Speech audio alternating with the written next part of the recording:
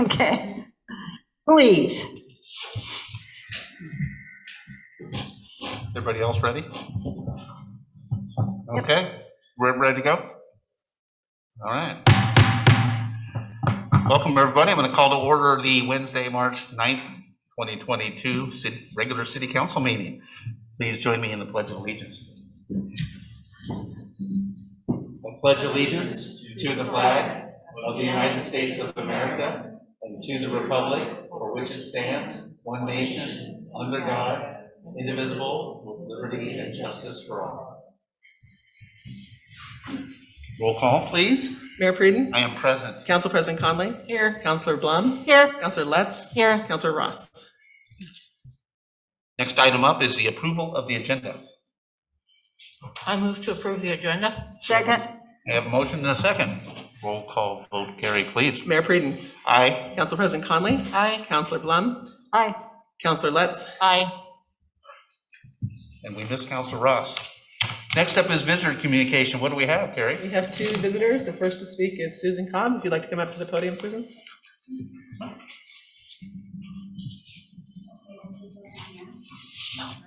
We'd like more, please. Thank you. Okay. Hello? Hi, I'm Susan Cobb. I live in Sisters. Do And you need her address? I'm sorry. I do not. Okay, thank you. thank you. Sorry. No, you're okay.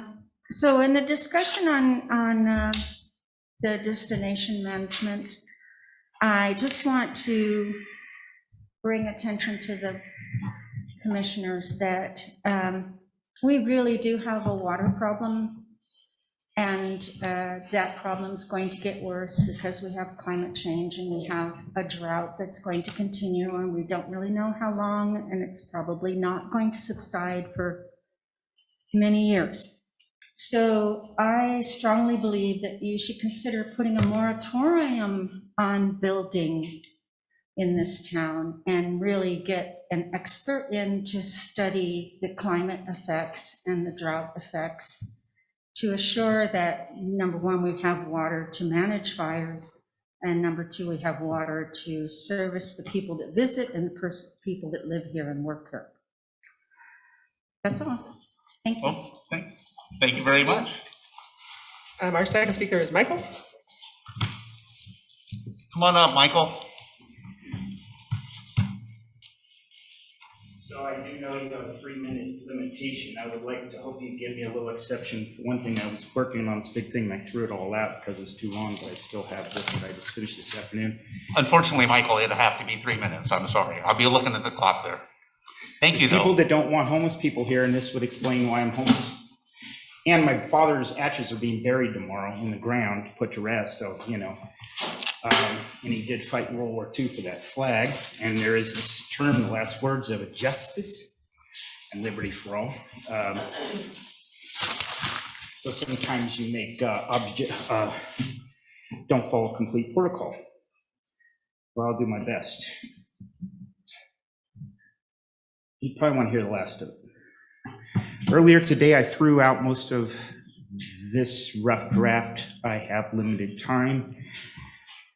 It was only a repeat of what I was trying to clarify last time. With modern psychology, I included religion and art. This includes music and how they all replace real humanity, a real foundation, with the peripheral and the fulfilling, which is easier. The reason for my telling you all this at this time, there's no services for me, and they are dangerous. They may listen, gather information for their brain, incapable of my form of seriousness, serving themselves, not me. The original short beginning of the draft I kept.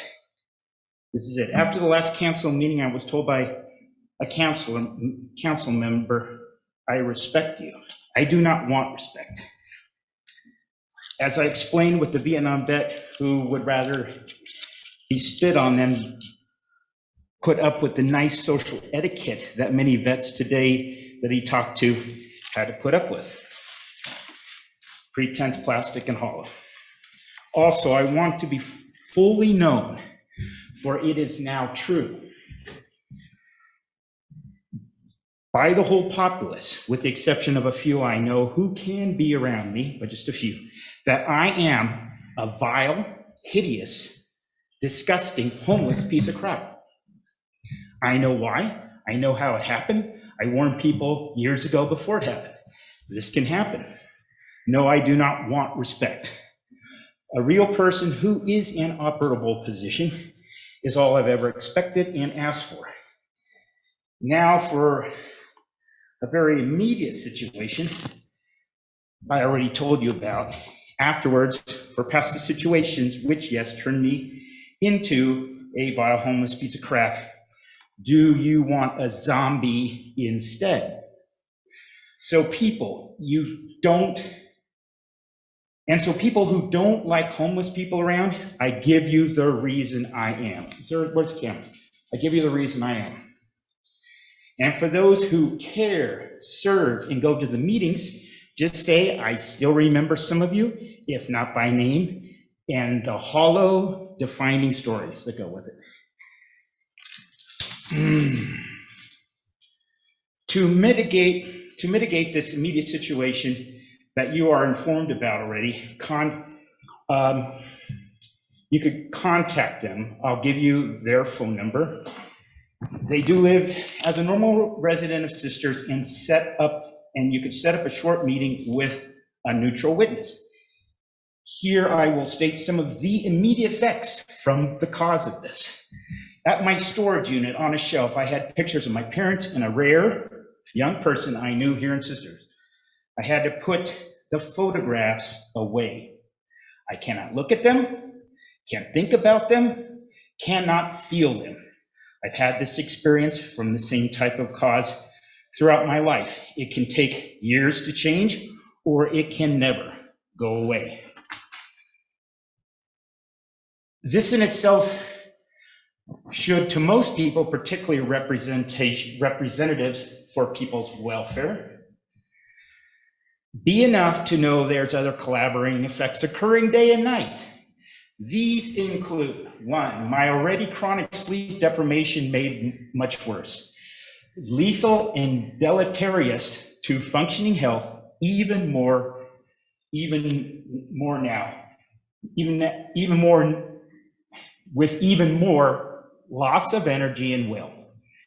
2, exercising, which I was previously doing, now not doing. 3, a heightening amount of physical pain that responds by losing feeling, numbing of my body, and existing in a divide of existence and non-existence. 4, using substance, legal, it's not THC, I can't touch that, which the 2 years previous was minimal. 5, various activities canceled, including removing myself from association with someone who themselves are in a disabling condition, affecting both of us for the worse, not being there. The last thing I am to say may at first appear unimportant, though it is. The photograph of the rare person on the shelf, I met her at the workplace. I also have a receipt with her name and her birthday written on it from when we met. I must add, it was completely platonic in nature. An immediate concern when looking at her, I started talking and warning about the absence of real conscience and soul throughout the society. Though I did most of the talking, her short comments were equal, coming from a depth far beyond biological age. I went back 2 times to be with her, talk to her. Michael? It's almost done. Okay, if you can hurry and wrap it up, I'll let you go. Prominent in my message was the destructive force of intelligent and or nice, often moral, void of any mature roots, and appearing agreeable sociopathic people. I know she could handle it and needed it from an elder. I also spoke of my own experience in Sisters and warned her about it, this little city. It's all true. She made it clear that she already wanted to leave, which did happen, though in a way I would not expect she had envisioned. on a full moon, October 1st, a year before last, which you certainly all heard about. I only speak of her now because I believe she wouldn't mind and probably would like it. One of the things I heard she was adamant about, people voting, though she never was able. I guarantee she would, or perhaps still does here today, want you to act on my behalf when I'm surrounded by people who are not like me. She actually said that if you change the first person to the second person narrative. And if you don't act, how can you start to respect your own self? That's the mystery. Thank you for speaking, Michael. And for the record, 8 minutes. Okay, You can pass it on to who could use it. thank you. I appreciate it. Thank I you. really for, do. Thank you for being here tonight. It's important that I do appreciate it. Thank you, Michael. All right, next item on the agenda is our consent agenda. I move to approve the consent agenda. Second. We have a motion and a second. Can we have a roll call vote, please? Mayor Preden, Aye. Council President Conley, Aye. Councilor Blum, Aye. Councilor Letts. Aye. All right, on to council business. The first item on the agenda is a public hearing and consideration of resolution 2022-04. Sorry, I can't see without my glasses. All right, I have to open the public hearing. We're going to have a staff report by Joe. Okay, thank you. So this is a supplemental budget that I'm presenting before you tonight. It's got 3 different items. 2 of them, which I'll talk about right now, are related to the East Portal acquisition. So the East Portal is, the city has an offer for the East Portal property of $575,000. And the $125,000 of that is to come from the general fund. And because it's kind of a unique situation, when staff kind of brainstormed on where that would live, we decided the finance department actually would buy that. And so that's where it's going to go. But it'll also be transferred and it'll be owned by the general fund and the city in general. So that is the first item. So it's $125,000 in cap outlay for the finance department. That'll come out of the reserve for future expenditures. So as Rob Tremper, independent accountant, talked about last time, that's some of the kind of the extra future funds that the city has in place. So that's the first item. The second item is kind of what we spoke about before with the urban renewal meeting, and that is the basically transfer of fund balance from the urban renewal debt fund to the project fund through the city. So the city is basically loaning the urban renewal agency funds, and the urban renewal agency is paying all those funds back. And just to touch on a point that I didn't make clear before, we kind of talked about it as a quick, the city being the debtor, the bank, and the urban renewal agency being the recipient of that funds. It's also one of the only ways to transfer funds. Say, for the last 4 or 5 years, we've been bringing in more tax increment that we have had obligated to spend in terms of debt service. So that balance has been growing, right? And the only way to get that balance into the project fund is through this method as well. So we talked about more debt, as a possibility to get funds into the project fund. And this is also a way just to get that fund balance from the debt fund into the project fund, if that makes sense. So that is that $550,000 there. And then lastly is more or less a timing issue, and it's got to do with the water SDC fund, and more specifically well number 4. So if you remember in the budget process, we projected back about this time last year that project would be done and the invoices would be paid by the end of 2021. Due to a variety of factors, that was not the case, and so we have some expenses in 21-22 fiscal year, and we need to account for those in the supplemental budget. So those are one of those things that we had allocated last year, but they were just incurred this year. So we estimate that to be about $305,000 based on the contract we have with the contractor that is building well number 4. Might be pretty close to, I mean, that's the best we can estimate right now. We don't expect too many other ancillary costs that are going to be going into that, but we'll know a little bit more as we get kind of closer to the budget process, if we need to do any other supplemental budgets for that reason. So those are the 3 items there that we have in front of you tonight. All right, thank you. Before we head to deliberations, we have to ask the public if there's any comments. Have no public comments? No public comments, okay? So I'll close the public hearing. And now we go on to council discussion. Does anybody have any questions for Joe or any discussions among us? No? Ready to go. I don't either. It's as clear as mud. Sometimes I feel like I need to take like an economics class, honestly. That's what the workshops are for. Yeah, I know. Yeah. Now we tossed around some visuals, maybe, some charts, maybe that'll help, but Right, martinis. numbers are whatever, yeah. numbers are funny that way.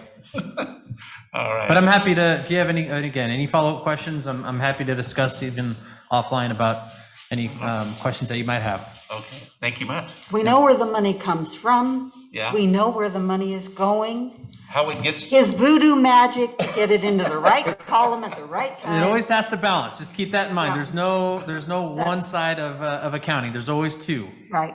okay. Double entry. Well, we need a motion, I guess. I move to adopt and approve resolution 2022-04. Second. We have a motion and a second. Roll call vote, Carrie. Mayor Preden, Aye. Council President Conley, Aye. Councilor Blum, Aye. Councilor Lutz. Aye. All right, so passes. Great. Okay, thank you. The business is getting done. Item B and council business is discussion and consideration of resolution 2022-05. I think Paul's on the line. Are you there, Paul? I am. Good evening. Good evening. How are you doing? Good. You guys can hear me okay? Yeah. Okay. Sorry I can't be there tonight, but this is the next best thing. So we can run through this real quick. This is a resolution to authorize Corey to sign the grant application on behalf of the city for our Elm Street multi-use path project. And the grant is an Oregon Park and Recreation Department grant. So this grant has helped us construct a number of projects around town. A few that you are familiar with, the Village Green restroom, the Creekside Campground restroom, the White Shoes Creek Trail, Barkley Park, and the one that we just finished up, at least grant-wise, about a year ago, was the Creekside Bridge. So this one is a project that is in our 2021 transportation system plan. It's a project that we have been looking at for several years. It's a very key trail project that's going to connect our very well-used Village Green Park to the southern city limits. And with that is a separated pedestrian bridge over White Shoes Creek. And the project will help fulfill a number of things. Obviously, pedestrian and bicycle connectivity down a busy collector of Elm Street. It's a street that is, due to its proximity to the county and to Three Creeks Road, deals with issues with, just traffic speeds, volumes on the weekends with tourists and users of the national forest to the south of us. It is what we call a rural to urban interface connection that makes a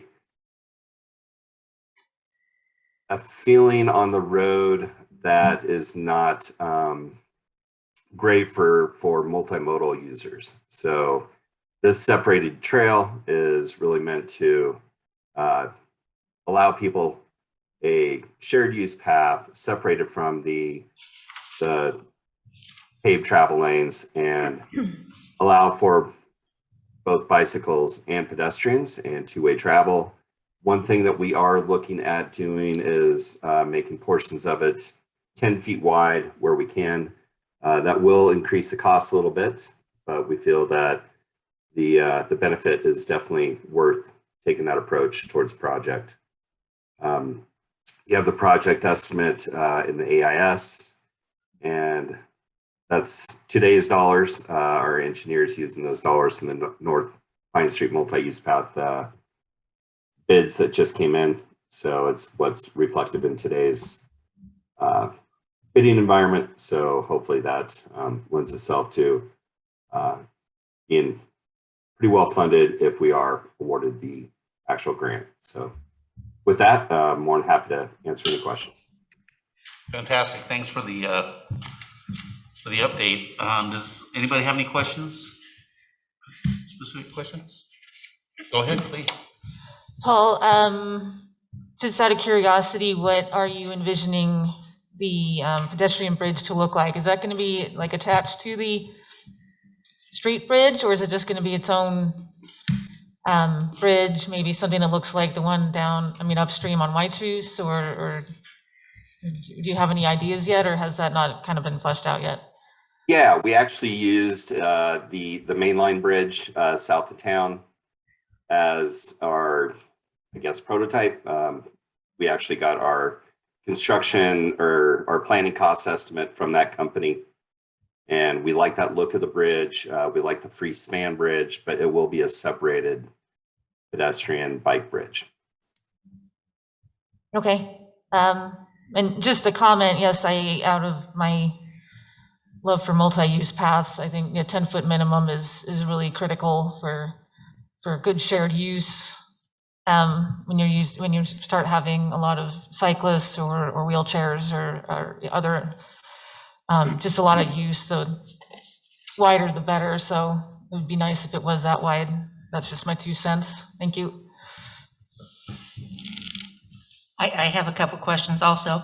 Having gone through the grant process before and having the grants rejected, is the plan to go ahead and fund this without a grant, or is it to wait another cycle and reapply until we get funding? I think it's a decision that's made once we get the response from Oregon Parks and Rec, whether we move ahead or wait for the next cycle. We're excited about this cycle because it's been a couple of years due to COVID that they've had the grant program operational and been accepting grant applications. So we hope there's, a backlog or a storage of funds for us and potentially more funds coming. We actually really have our fingers crossed on this one. Feel like the timing's good. And the last time we did a update to the park master plan, was that like 6 years ago? Ish? Yeah, that was not a full update. That was just partial update, yes. There was a discussion at that time with the Park Advisory Board about whether this was a high priority or not, at least from my recollection. And at that point, the public bathrooms were more important for a variety of reasons. But as time has progressed, I really do think that this is an important project for us to pursue. We're not there yet where we have to have it, but by the time we get the funding and it's built, we'll be close, especially with the change of the Peterson Ridge trailhead moving further out, more people using the trail system.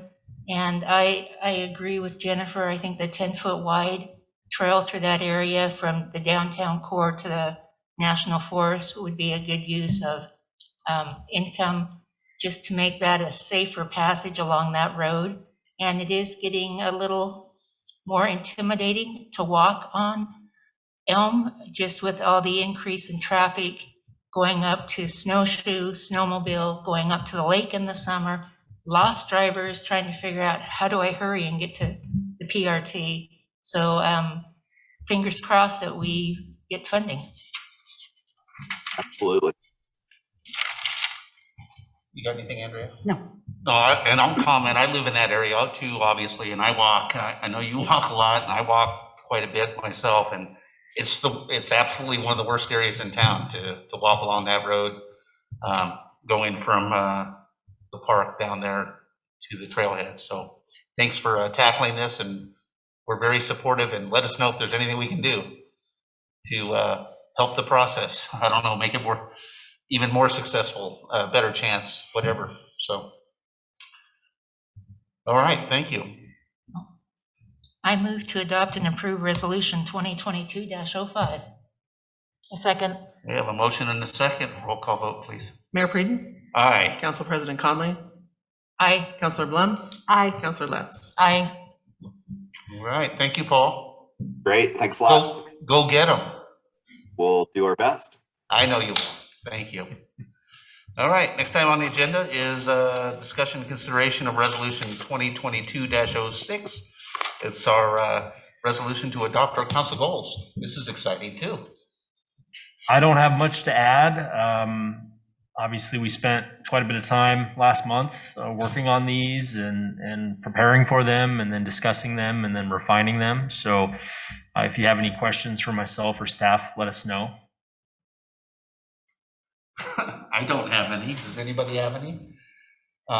You're right. We talked about it a lot. We're really familiar with it, and it's our blueprint for the next year. We're looking forward to it, and that's about it. Yeah, we appreciate the wordsmithing.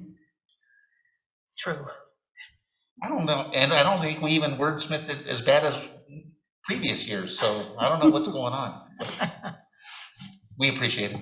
So you're good with it? We appreciate it too. Yeah. Are you guys looking forward to it? The work plans are going to be okay and all that? Yeah, I mean, these big ticket items are going to be the backbone of the work plans. We'll obviously fill in with some other projects, but no, these are the guiding big picture, high priority projects for next year. So yeah, to have that clear, so we all understand, us and the community, all our partners, et cetera, like we talked a little bit about with the county commission earlier. Yeah, it's super valuable. You wouldn't lie to us, right? You're not gonna feel overworked next year. I think we have been building for quite some time, momentum on a lot of these projects. Yeah. So it's not like we're really pulling things out of thin air or trying to just get the ball rolling just now. There's some projects that are like that, but the majority of these have been, a culmination of efforts in the past, and we got to keep that momentum going. So I think if anything, staff would be more disappointed if all of a sudden, you all wanted to pull a U-turn and say, oh, no, never mind, we don't want to do this, or we don't want to do that. I think, we're all of us collectively are invested in a lot of these projects and excited about keeping that momentum going. Okay. Well, okay. I move to adopt and approve Resolution 2022-06. I second. We have a motion and a second. Roll call vote. Carrie? Mayor Preden, Aye. Council President Conley, Aye. Councilor Blum, Aye. Councilor Letts. Aye. Awesome. Good job, everybody. Thank you. Next item is discussion about a public improvement contract. Hey, great. Hi, Paul. Hello. So this is a contract for our North Pine Street multi-use path project. This is a project that's high priority in our TSP. We received a $100,000 grant from ODOT through their small city allotment program to help fund this project. We put it out to bid. We got 5 bids, all of which were compared to our engineer's estimate, rather high enough that we had to go back and do some value engineering and reduce the scope of work to get it back within budget. So what we did was we essentially removed the electrical portion of the project, which included lighting, bollard lighting through the entire length of the project. And in doing that, I worked with the adjacent property owners, and they have committed to installing that bollard lighting as it was required for the developments. And they'll do that after we get the trail built, and then they can get that installed when they're doing the frontage improvements. So they are on board as a partner with that, which is great news. We were able to drop the project back into our budget, which is great news. And today, this is just to approve the contract and get the contractor out there and start working, hopefully starting in a couple weeks, weather depending. All right, thank you. Does anybody have any questions? I have a question. How'd you work that magic? How you spinning those webs? It's a long story, and I can vouch for that. Okay. it's having good relationships with everyone. Obviously, we worked through a long, arduous process. Nothing against Oregon planning, but we were able to develop relationships over a couple of years, getting that property rezoned and then master planned and get it down to subdivision level. But through that process, they were required to build the path, since it was in our TSP. And during that time that we were going through those land use applications, we had submitted a grant application to ODOT because we didn't know when they were going to start building. And it was a high enough priority project that you all decided to go ahead and apply for the grant, and we were able to get it. And then the timing worked out to where here we are today, and we're both working to put in the improvements and basically at the same time. So timing's everything, I guess. Yeah, excellent work, honestly. Anybody else have any questions, or go ahead, please. Just looking over the project proposal and then line items, you know, kind of lined out. I mean, are bollards really that expensive? Because if I'd for half that money, I would stand out there with a flashlight. We asked the same question. Really, I mean, the bollards are what they are. They're, you know, right around $1,500 a piece, and they have been for several years. But just the trades have gone through the roof. Prevailing wage rates went up at the first of the year, which shot the trade costs through the roof. So that's kind of the new norm, unfortunately. So. Okay, and you know, just to carry over what I mentioned with the last trail project from 5 minutes ago, I know that it says in here that is planned to be an 8-foot wide path, and that was to minimize the impact of existing trees, which is understandable. I just, again, you know, I've always found at least a minimum 10-foot wide path is much more user friendly. Just out of curiosity, I know there's an increased cost with that as well. I'm just kind of devil's advocate here of what. Nobody yell at me. Just how many trees would that involve if we went to 10 feet versus the kind of planned 8 feet? The exact number of trees, I don't know off the top of my head, but you know, as we walked it, and we walked it with the developer and their forester and our forester, and it was agreed upon by everyone that, you know, if you try to, the more pavement you're going to put in there, the more you're going to encroach, and you know, whether it damages the tree or damages the path, there's damage to both, you know, when you start really encroaching. So that is a heavily forested area town through there. So unfortunately, that's where we ended up with. We would have liked to have gone 10 feet as well. Okay, thank you. Well, Paul, just to follow up that question, is there plans to improve the other side of Pine Street at some point in the future? Or, I mean, is that a long-term plan? it's not in our plan today. No, nope. Is that something we could do down the road to spread it out? We could, with looking at the right of way there. You know, there are some grade challenges. Obviously, we'd be into some retaining walls in some areas. It is possible. Yep, Okay. definitely. Just wondering, that's something we can keep in mind, you know, it might be a 10-year thing or something like that or whatever, but For sure. I I'm sorry, I had one more question, Paul. Sorry. Has there been, I know in the beginning, I don't think we had much of a dialogue with the Forest Service about this project and maybe connecting it up to that Sisters Tide Trail. Just up to the north of the terminus of our project. Has there been any more conversations about that with the Forest Service and them being able to kind of finish that last piece of it? We're working on that, and with STA, and STA felt, at least at the time, that their level of involvement with the Forest Service might be better suited to have that conversation with the Forest Service, but we're definitely going to pursue that as well. So that is still a critical chunk that we'd like to get up to the trailhead up there, for sure. Okay, great, thank you.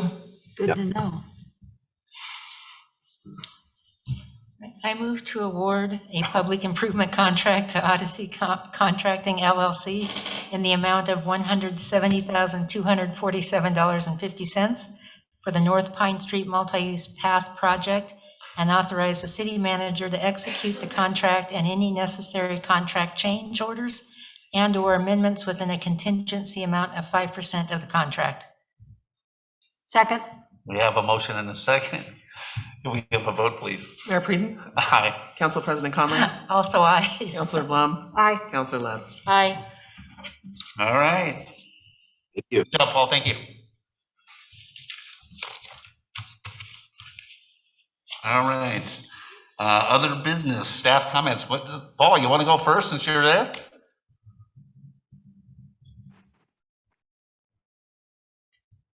Got to go back to, I told you guys, winter's not over yet.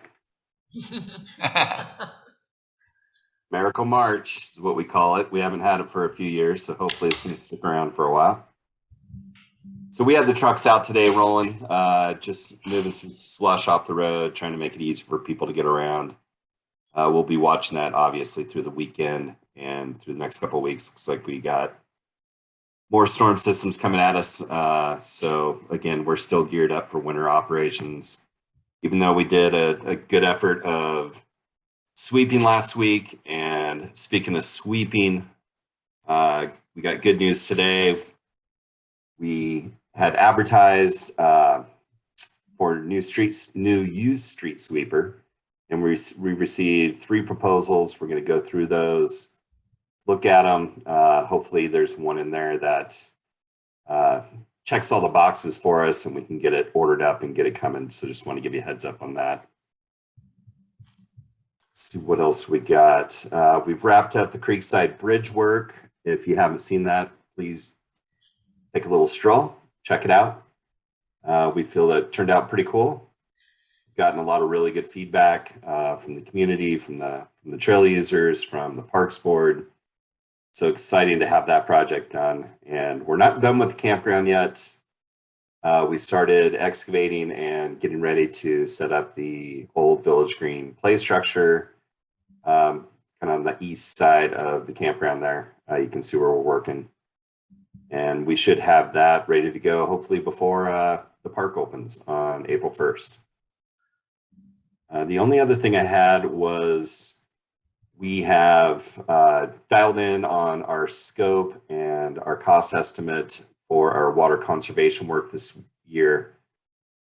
We got GSI to help us out with that work. They're going to be doing a press release for us, some educational material, get a cool slogan, something that, you know, or a motto that we can roll with, and get some yard signs or get it out on our website, get it out in the Nugget to really start educating people about water conservation and how to do it, but more importantly, why we're doing it. So this is what they do. They do it for several cities in the Central Oregon area.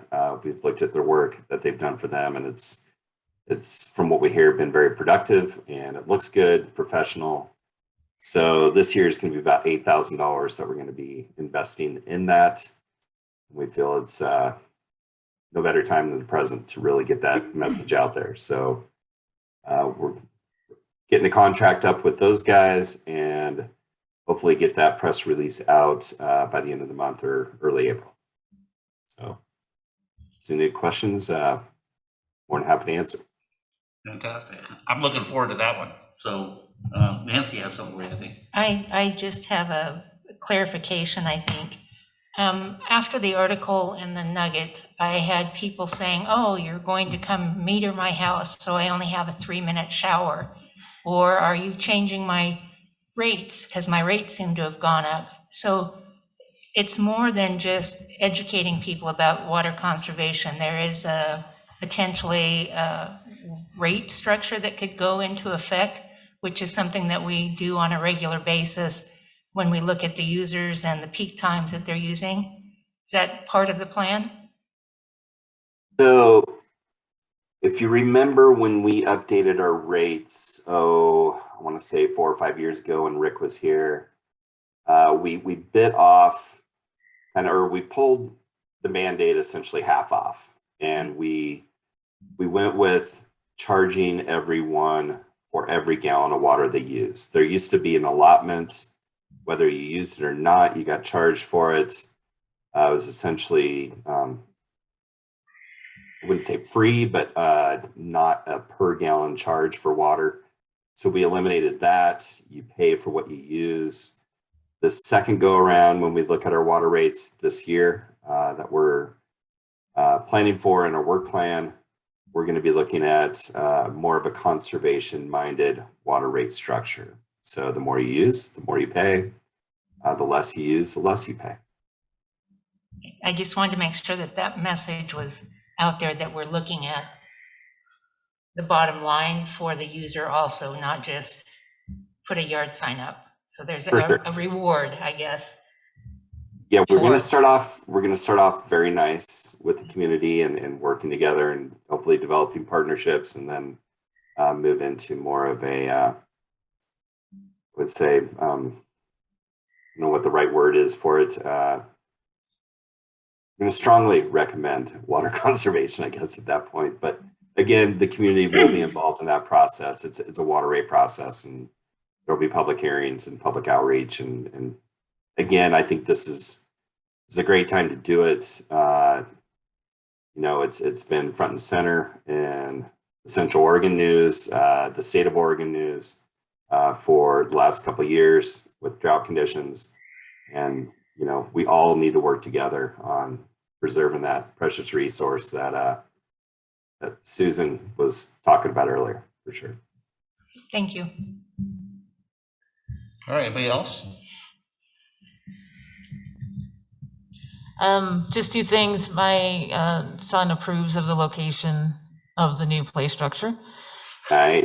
And he's extremely hard to please, so I was very impressed. He had nothing to complain about.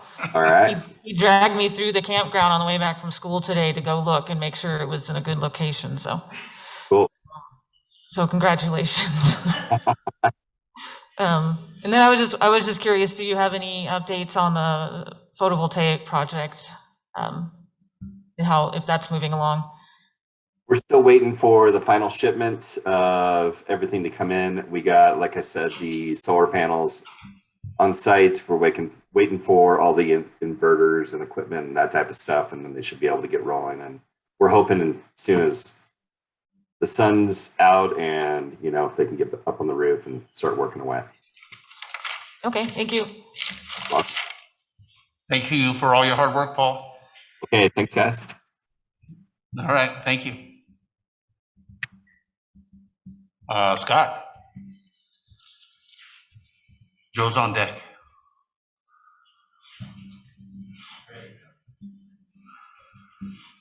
Since we don't have baseball, we might as well throw some vernacular in there. Yeah.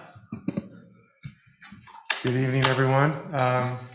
Just some highlights. We are going to be going to the Planning Commission next week with the efficiency measures and housing plan projects. If you remember, we're using the Planning Commission as kind of our community advisory committee for these projects, because these things are kind of in their wheelhouse, especially things that are related to development code and housing. And so on the housing plan, we're bringing forward an initial memo that has an analysis of kind of demographic information, wages in sisters, talks about the level of affordability for our residents and where the real housing needs are as a first kind of take on the housing plan. And then the efficiency measures is an initial take, basically summarizing what are our tools, what are the things we could possibly be looking at, such as increasing densities, incentives, reducing minimum lot sizes for single family as a way to use land more efficiently. And then there's also a summary of the evaluation of how we will go about evaluating all those different tools. How does it address the need of providing more housing units within the existing urban growth boundary? How does it kind of comply with our adopted comprehensive plan and our other documents? So there's a whole set of evaluation criteria that we'll use to kind of determine which ones are the most appropriate. And then we'll go back to work, and then what the next step will be we'll be actually coming up with some strategies, recommended strategies that will come back later. And I saw on the schedule that we'll be checking back in with council in probably about July. So we'll give you a report on kind of what strategies we think have the most merit and have the most bang for the buck, that respect community character and get us the housing that we need, that our housing needs analysis tells us we need. Some of the things, hoping not stealing anybody's thunder here that's going to speak after me, but we did interviews for the code enforcement officer position, and we had 3 quality candidates that we interviewed, and we have a preferred candidate that we are hoping that they will accept in the upcoming next week or so. Person with very good experience and building programs, code enforcement programs. Our program is pretty in the kind of the beginning stages, I guess. And so this person has a lot of experience taking those and building programs over time. So we're happy that we found somebody good, and hopefully that person accepts the job. We're also as you probably noticed, we had a planning commissioner step down, Mark Hamilton, and so we're in the recruitment stage for a replacement commissioner. Applications are open until the end of March. So if you know of anybody that you want to forward this to that might be interested, please do. Is that in city? It's an in-city position. Yeah, it's good for 22 months, I think. 21 if they come in April, I think. So sorry, 21. So 21 almost 2 months. years. So that's a little bit less of a full commitment. Otherwise, we're busy with building permits. We got about 20 building permits in from Mackenzie Meadows. They're doing their final phases. 4 and 5 are starting to commence. And then land use applications, so we're staying busy with those as well. So and getting Matt up to speed and enjoying having a full staff. With one coming. With what? With one person With one coming. more coming, yeah, exactly. All right, does anybody have any questions for Scott? So this person that you prefer, they can crack a whip? Just kidding. It was have to actually answer that. pretty impressive how they kept track of the percentage of voluntary compliance that they got. And Impressive. Well, that's it was I nice. believe 96 or 97%. So, Okay. you carry the whip, but you hope you don't have to crack it. Sorry. Exactly. Bad. But you still have to be able to do it Yeah. sometimes. So But luckily, not Walk very quietly often. and carry a big stick, right? there you Yeah, go. There you Yep. go. All right, That's better than what I said. So, you reminded me of it. yeah. Yeah. Anybody have any questions? No? Thanks for all your hard work. Thank you. Looking forward to seeing the efficiency measures. That's. Joe's up with carry on deck. Thank you. I just, Paul has such a good recollection of some of these discussions. And I'm talking about the water rates discussion a few years ago.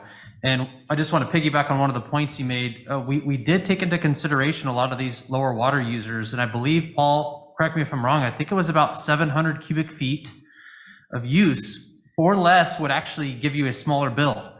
And so that was kind of a nice gesture, I think, for a lot of these users that weren't paying for that allotment that he was talking about. And when you pay more for the real, consumption, there can be an advantage to that. So that is a possibility. If someone was very conservative with their water use, their bill would and did in some instances go down. So just wanted to make a quick note on that for you all. A couple other things, and also the realm of employee recruitment. We've been kind of busy trying to recruit camp hosts, and we've had some really good luck this week. Julie and I have talked to a few potential candidates. One of them is a very strong candidate. They were actually a camp host here about 4 years ago and did a wonderful job, and they're willing to come on. And then we had another 2 interviews today with some really good candidates as well. So staff will kind of get together and collaborate on some of those interviews and kind of strategize about the upcoming season and what that'll look like in terms of camp hosts. But the Public Works crew is doing a lot of really neat improvements, which we've talked about at the campground, and so we're excited for the upcoming season for sure. And I think also along with the campground, we have, if you remember, a bee's nest there, and there's a dead tree that bee's nest is in, and so we have been talking with the local bee expert here. He's going to make sure that nest gets removed before we remove the tree. Who gets the honey? The queen, I think, or the drones. I'm not sure. That's I think that's Nancy. Okay. They killed Anyway. the queen last year. That's a pretty cool hot topic, and we kind of had some issues with that last year, so that'll be cool to get those relocated. So That's awesome. one of those times when you can kind of do something good in that respect, we'll take it. That's a sister thing, I think. That's awesome. So anyway, that's really all I have. All right. Anybody have any questions for Joe? No audit talk. No audit talk. So your speech tonight was B++. Okay, yeah, that's the standard now. Okay. I don't give higher than that. Right.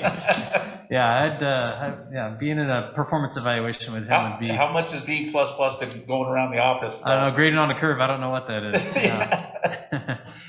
All right. Thank you. Thank you. Gary. A couple of things. My first reminder is that next week you'll all be receiving your SEI filing from the Ethics Commission, so that will come out on the 15th. I'll send a reminder email on the 14th. You have 30 days to get that done. Both the council, the PC, and Corey get to do those. So if you need any help with that, please let me know, and I can get you a training or walk you through what you need to do. I think you're all well versed in that. Corey just signed today, and I will pay for it tomorrow. We are getting 4 speakers installed on the dais that will help with the Zoom link so that people are a little clearer for you guys to hear. It won't be as hard. So don't know what that looks like for supply chain, but that's our first priority. And then we are also got a second quote, and we're also going out on that is to get the the remote mics on the floor. So a meeting like today could be virtual because we would have the ability for the sound to be heard through Zoom. And you to hear each other, so you could take workshops back to the floor or larger meetings back to the floor. That one is a delayed project. There will be some time on equipment on that one. So they say 2 to 3 months, and it always seems like that's a little bit longer, but I'm hoping by the middle of the summer that would be up and done as well. So been working on that. And then next week's meeting with the fire district is Zoom.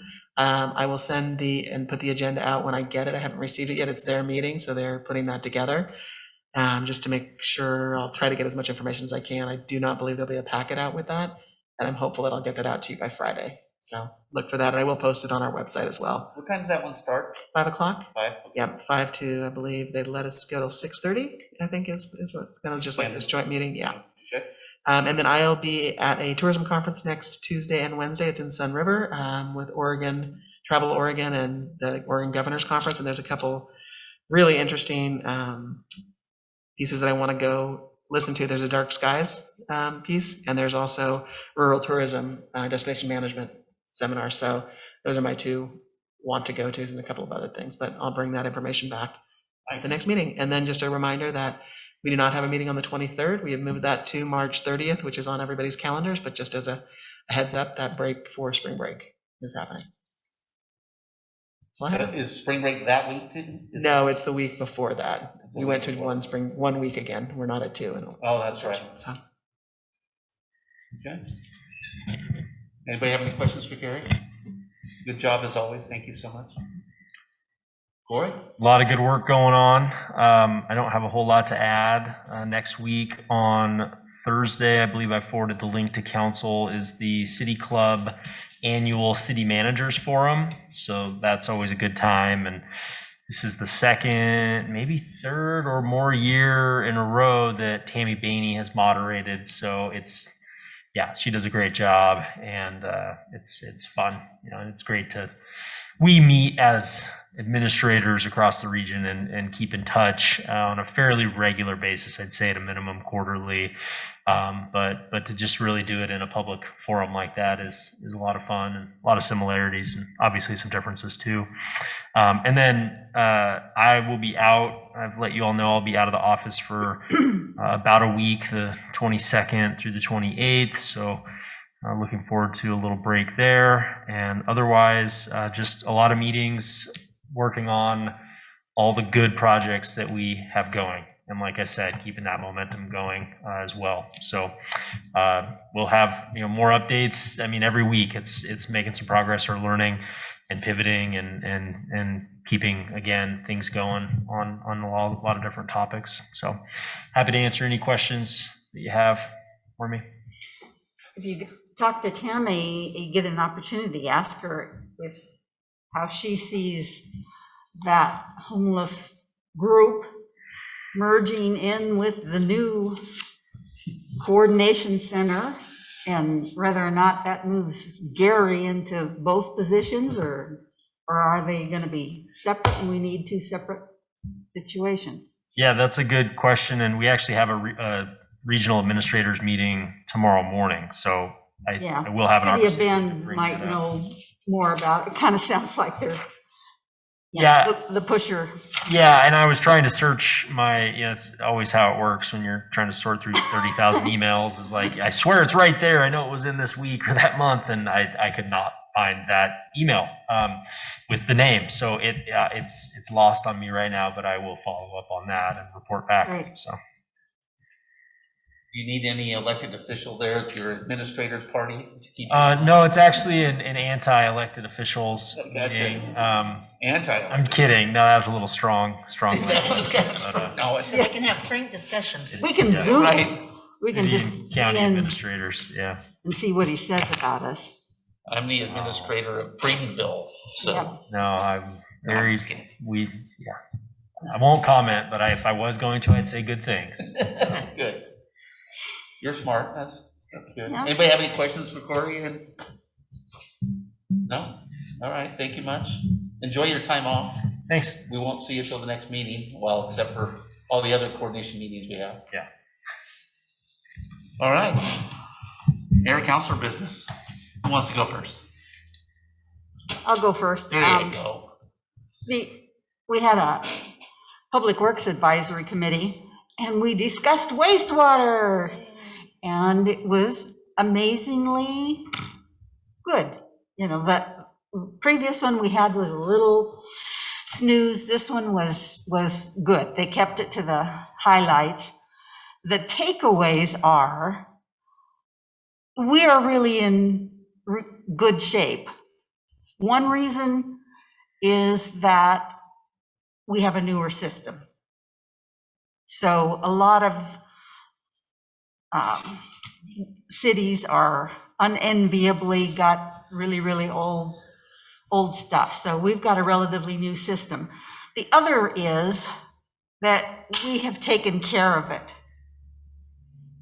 And because this city has, at least in the last 10 years or so, been willing to look at rates in such a fashion that we can look forward to capital improvements when they're necessary, has made all the difference in the world. We don't have to go out for bonds, and haven't had to, and hopefully we won't have to, because we do have a review of our rates and consideration of what the growth potential is, and we get consultants to look at all the angles. Not that we don't have anything to do. They're making several recommendations that will make it more efficient, the system that we have. And we've got some growth issues that are coming up that our Public Works Department, I don't think, was caught by surprise on anything that was uncovered or has yet to be uncovered. So I was very pleased that the evaluation has not turned up some amazing hole of some sort that we weren't prepared for. And so it's all looking good. Awesome. And That's it. Oh, go ahead. I said, that's it. Well, that's it. That's it. Shout out to Paul Bertagna. Yeah. Let's face it. I mean, Go Paul. I'm a Paul fan. Go ahead. The only thing I participated in the last 2 weeks was the COIC board meeting, and as Commissioner Chang pointed out, I think one of the interesting takeaways was Heart of Oregon Corps and COIC teaming up on applying for these funds for possibly youth crews doing fuel reduction. And obviously, Heart of Oregon Corps already do that kind of work to a certain degree, so that would be a great win for us here, but also the region. So hopefully they get that funding. That was kind of the most interesting thing I can remember from that meeting. It's an exciting prospect, though. Let's face it. Yeah. I mean, it's just. Yeah, no, they have a great track record, and my nephew was actually participated in that program when he was 16, and now he's a C-17 pilot in the Air Force. So I think it was worked out well for him. I think it was a really important summer for him to be on one of those, to be on that crew. Like a lot of kids, he was at a crossroads kind of in his youth, and it kind of steered him in a good direction. So I have a lot of respect for that program, and I hope they're successful, and I think we'll benefit from that. Because that's certainly something that comes up a lot in the conversations with, fire mitigation, fuels reduction, is how do we pay for the projects on private property if the property owner does not have the ability to do the work themselves or pay for the work themselves. So anything to help in that sector will be great. All right, thank you. Thanks for going to COIC meetings. Those are good meetings, so I like them. I wish I had gotten that a little bit sometimes. You're up. The Park Advisory Board had a field trip last week. I think it was just last week, to Creekside Campground to really to have a tutorial about what's been happening in stream with the Upper Deschutes Watershed Council and the projects they have planned that the city has worked jointly with them on. It was a good meeting. They approved the site for the revamped, reused, repurposed playground equipment. And I think that's it. It's a really good board. And I think that they will be a really good asset and very thoughtful on the park master plan. So nice job, whoever recruited these new members a couple years ago and coordinating them. And then the Board of County Commissioners on the way out forgot to mention that there is a sisters representative position for the Deschutes County Planning Commission that's opening up. Steve Swisher has represented sisters for numerous years, and his term limits are up. I'm not sure when they start again, but if you know anyone that might be interested, they meet twice a month. So big picture, someone that lives in sisters country. I don't know what the boundaries are for Deschutes Planning Commission. And then I don't know if Michael wants to jump into it further, but we had a meeting with the chamber on Monday, and I'll let you take it from there. Well, thanks. Yeah. It was you and Corey and I thought it went really well. We talked about the Destination Management Organization and tried to clear the air about how the transition might look, and there was more questions than answers for both sides, I believe, but it was a good meeting. Everybody played nice, and that was good. And you know, it's just a matter of fact that we've decided to do this, and you know, there's going to be some reaction from the chamber, which they're going to have to, I don't know, they're going to have to react to it in some manner. They did agree to send a letter of some of the things they'd like to see during this process.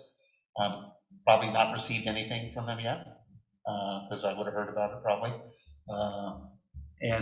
You know, we wanted them to draft a letter just to say, hey, here's what, you know, as a chamber, here's what we think we'd like to, you know, what's important to us. And so eventually we're going to get a letter, and then we can kind of go from there. But I thought it was a good meeting. It was right at about an hour. It was like the perfect length. It wasn't too long. It wasn't too short. And Corey did a good job kind of narrating a little bit. And we piped in when we had to. And you know, it was good.